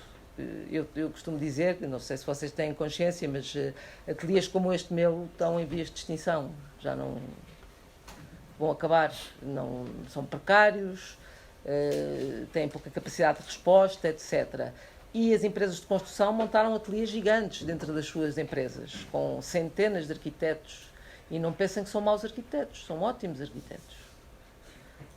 Também, tem lá muito bons arquitetos a trabalhar, portanto, isto da arquitetura vai-se fazer de outra maneira, melhor ou pior. Portanto, eu continuo a achar que a contribuição maior que nós podemos fazer é continuar a ensinar bem todos os arquitetos, vão eles para onde forem. E espero que vão para todos os sítios, para os municípios, para a política, para todo lado. Há uma coisa muito interessante, muito recente na nossa vida, quer dizer, na minha geração de arquitetos, que é, pela primeira vez, há em Espanha um ministro, que agora é ministro da Habitação e das Infraestruturas, que é um grande arquiteto, que abdicou da sua vida profissional, não abdicou porque ele continua a trabalhar, mas deixou a sua vida profissional e está como ministro, que é o Iñaki Carnicero. Não sei se vocês já ouviram falar dele, se não ouviram vão ver. Foi um dos primeiros arquitetos a fazer um projeto, se calhar já ouviram falar, que é o Matadero, em Madrid, que é uma intervenção no antigo Matadero em Madrid, feito por um conjunto de arquitetos muito jovens, com propostas extremamente radicais e muito interessantes. Então, são assim, eles estiveram em Madrid, como a geração dele teve que se impor, para conseguir ter trabalho, e portanto começaram a aparecer de muitas formas e a tentar chegar ao trabalho de muitas maneiras possíveis e imaginárias, e o Iñaki acabou por chegar a ministro agora recentemente. Não quero dizer que vá continuar, eu estive com ele agora no Congresso dos Arquitetos, ele veio cá a Portugal fazer uma conferência e ele dizia, eu combinei que eram 4 anos e continuo a fazer bienais aqui, trabalhos, coisas, mas está a ver que vai ficar mais tempo se voltarem a ganhar as eleições. Mas, de repente, aquilo que ele pode fazer ali é realmente importante para as futuras gerações que hão de vir de arquitetos a seguir a ele. Portanto, força aí. Então, Tem o mundo à vossa espera. O arquiteto está mais na política? Diga? Sendo assim, a resposta do arquiteto está mais envolvida nas tomadas de decisões. Tá, eu sou filha de uma pessoa que me dizia, eu dizia ao meu pai, eu não gosto de política e tal, e ele dizia, olha, esquece lá isso. Qualquer escolha que tu fazes, agora hoje decides, em vez de comer peixe, vais comer carne, isso é uma decisão política. Portanto, o problema é que nós encaramos a política como uma coisa terrível. Não é? Eu acho que a cidade não pode ser gerida pelos políticos. A cidade não é política, é polis. E as políticas de cidade deviam ser políticas continuadas independentemente das cores políticas, não é? É o que faz sentido. Porque é que, quer dizer, outro dia ouvi na televisão, já não me lembro quem, um comentador político que dizia, por favor, não façamos da sustentabilidade um tema político, porque não é, mas quem é que seja de esquerda, de direita, do centro, não interessa, diz que sustentabilidade não. Toda a gente acha que sim, não é uma questão política. A cidade é a mesma coisa, ninguém vai dizer que é uma cidade pior, não faz sentido. Portanto, há coisas em que nós, técnicos, temos que construir uma posição naquilo que são os institutos públicos, não é? Que são aqueles que gerem os nossos territórios, que permita que exista continuidade nestas decisões, que a cidade continue a ser pensada, que nós continuamos a ter opinião sobre aquilo que devem ser o desígnio dos nossos territórios, desde a grande escala até às escalas mais pequenas. O problema é que a cidade, agora é pensar que pode ter contra. Exatamente, é por isso que não pode.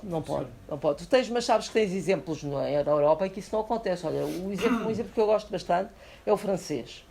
Não é? Vocês têm um instituto que é o Arsenal de Paris, um instituto público, onde se produz, talvez dos sítios onde mais pensamento se produz sobre a cidade, uma coisa paga pelo Estado, está sempre a investigar, publicar, a fazer exposições, etc. Não sei o quê. E é ali que se traçam os desígnios e as grandes discussões da cidade são feitas ali, independentemente dos vários presidentes de Câmara que vão passar por Paris, que com certeza olham para eles com todo o respeito e dizem vamos continuar. Não há outra hipótese, não é? É um ato de inteligência. Só para acrescentar uma questão de Iñaki, a lei que vai apresentar en el Congreso de Azores é uma lei que redacta con la equipa, que es la Ley de Cualidade da Arquitectura. Nós tiñamos en España un problema despois da Lei da Competencia, por la cual en los concursos de arquitectura non era valorizado o proxecto, apenas era valorizado o custo, mas non o custo ainda do proxecto, o custo de lo que recibiu o arquitecto. Entón, a menor quantidade de salario do arquitecto, maior puntuación. E ele está a redactar esta lei há 3 anos e agora conseguiu aprová-la. E vai contar esta é uma coisa bastante impressionante, é a lei da qualidade da arquitetura. É uma pequena revolução. Podem ver, podem pesquisar na internet. Claro, que retiraram esse aspecto da lei. É bastante impressionante. Portanto, o trabalho dele é incrível, não é? O que não quer dizer que tenha efeitos imediatos. Depois tem esta coisa, ele ontem, vim com ele no avião e ele dizia-me, pá, Inês, isto, pronto, estou entusiasmado com uma série de coisas, os efeitos imediatos que isto vai ter, tenho imensas dúvidas. A Espanha é um país muito maior que o nosso, como vocês sabem, mais complexo, o poder central é menos poderoso porque tem as regiões todas, portanto há ali uma série de etapas. Por exemplo, ele está a tentar organizar um programa também de aproximação entre os arquitetos e a indústria da construção e depois estava-me a dizer, mas é que tu já conseguiste fazer, já estás a fazer 2 projetos já diretamente com a indústria, a gente não consegue, ainda não conseguiu. Portanto, percebes, as dificuldades são imensas. Pá, mas há 2 hipóteses, ou desistimos ou continuamos. É só isso. No início disse que temos tendência agora a fugir da cidade e mais para o exterior, certo? Mais para as pequenas cidades, certo? As grandes cidades neste momento vão se desenvolver de maneira que haja mais parque, mais prestação e menos carro. O que é que nós tendemos a sair e a ficar? Eu não posso ter, se calhar entendeste mal, não disse isso e eu pessoalmente não quero mesmo sair da cidade. Costumo dizer que sou um homus urbanos, não quero mesmo sair da cidade, acho que a cidade é a maior invenção que se pode ter tido, não tenho qualquer fetiche de viver para o campo, nem sequer ao fim de semana. Mas o que não quer dizer que não hajam múltiplas formas de felicidade, não é? Há pouco tempo conheci um arquiteto indiano que me explicava como é que se mede uma cidade na Índia, mede-se única e exclusivamente pelo número de pessoas. E neste momento eles têm um grande problema que as pessoas mudam de lugar ao longo do ano, porque muitas trabalham no campo num determinado período e depois trabalham na cidade noutro determinado período. Então a concentração de pessoas muda de sítio e eles estão baralhados como é que é definir, afinal, o que é o espaço urbano.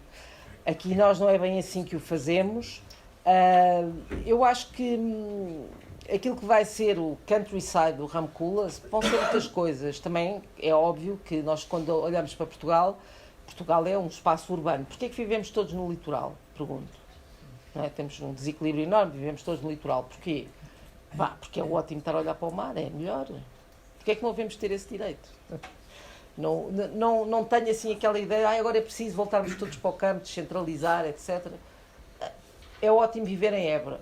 Sim, também acho que é.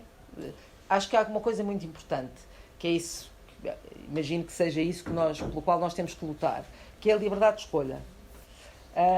Aqui no Congresso dos Arquitetos, o que eu lá fui fazer foi apresentar uma comunicação sobre habitação. Pertence à Comissão Técnica de Habitação da Ordem, convidada pelo Gonçalo Bino. Temos andado a fazer uma reflexão sobre o que é a habitação, o que é que deve ser a habitação.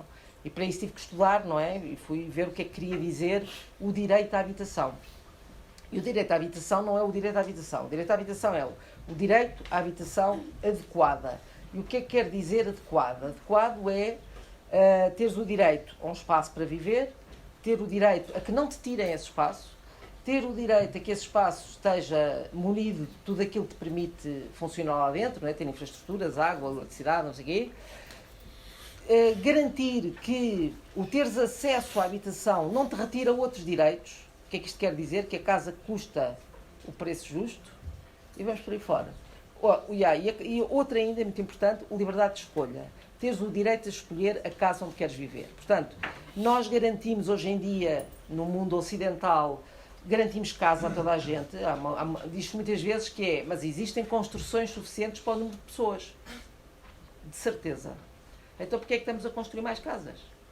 Estamos a construir mais casas porque não garantimos o direito de escolha. Estás a ver? Essa é que é a questão fundamental. Portanto, o que eu acho que tem que haver é o direito de escolha.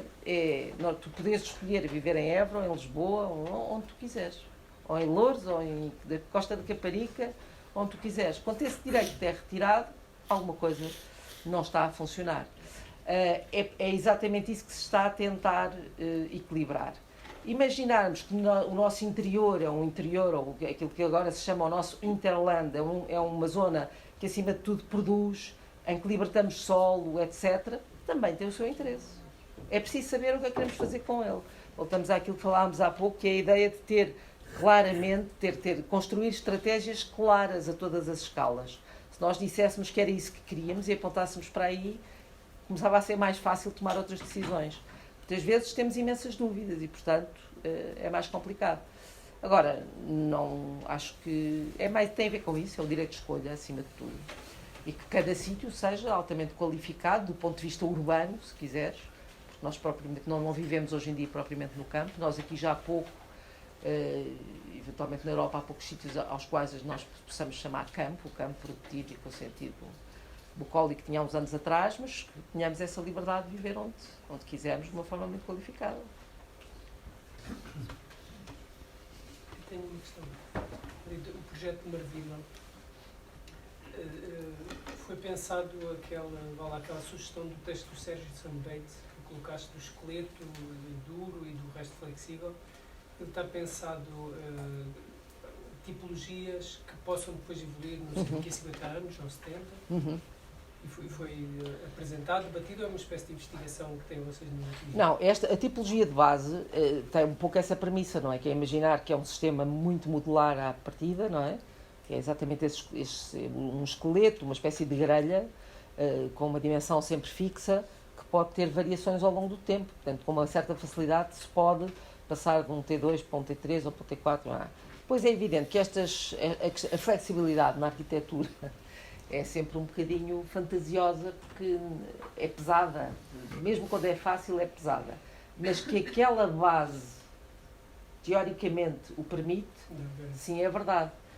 Nós, o que nos interessou também bastante, há outra coisa que depois não tem a ver com a mudança, nem dimensional, nem de espaço, mas é a mudança dos componentes, não é? Imaginar que há coisas que realmente se mudam na casa, a casa de banho muda-se, As paredes interiores também se podem mudar. Agora chego lá, em vez de ter o T2, tiro as paredes, fico com o T0 e quero viver dessa maneira. Isso sim, é bastante possível, dentro, obviamente, de uma regra tipológica que é a subdivisão dos fogos que são determinados à partida e que têm que cumprir uma coisa da legislação que a torna pesada, que é, por exemplo, a compartimentação corta-fogo. Não é?